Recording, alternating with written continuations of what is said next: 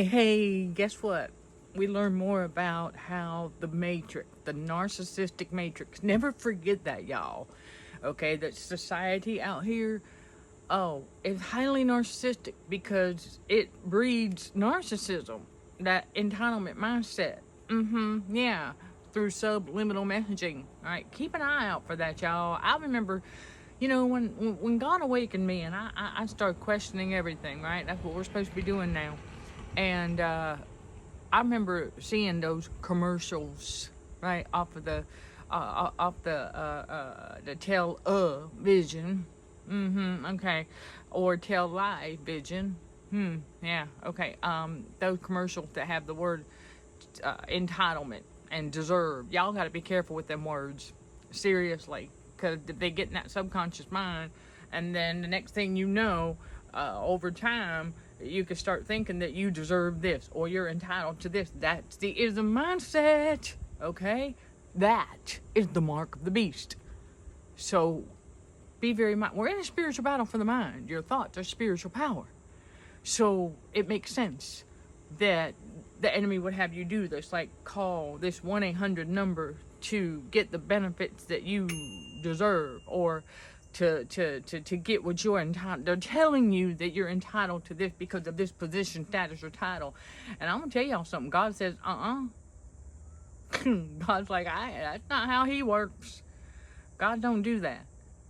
Okay, God is a God of equality and unity, but we live in a narcissistic society known as the matrix, the control system out here, and it does energy harvest. Okay, it is all about harvesting your energies, that spiritual energy, emotions. Okay, y'all know that song, emotions. Pay attention to words. There's a clue. It's telling you something. Okay, and then don't forget, there's so many songs out there where a lot of these singers stuff, they were telling us. It was right there in front of our face. We're finding it out now.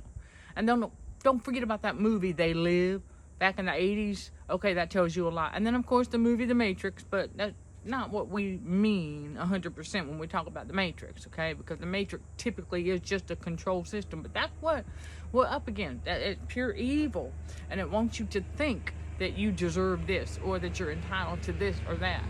Okay, and we don't allow it to do that, because that will also steal your energy. Think about that for a moment. Why do you think narcissists come and try to feed off of our energy? Chosen one? Because their energy has already been harvested by the matrix. Think about it. Trickle down effect. Pyramid. Okay, so the narcissist, all right, yeah, they go to these things. They go to sports events. That's a big one right there. Okay, sports events, and then any other kind of event where you get a large gathering of people is energy harvesting.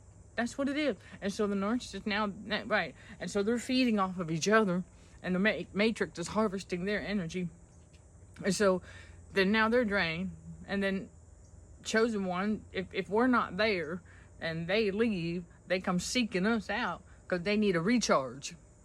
So we stop giving it to them. We're like, no, we're not gonna help you recharge. We don't cast pearls before swine anymore, right? That's right. Okay, God says don't cast pearls before swine, and that empathy and energy and all of that we have that comes naturally from God, yeah, we ain't giving it to them no more. Nope. We got to protect it. We preserve it.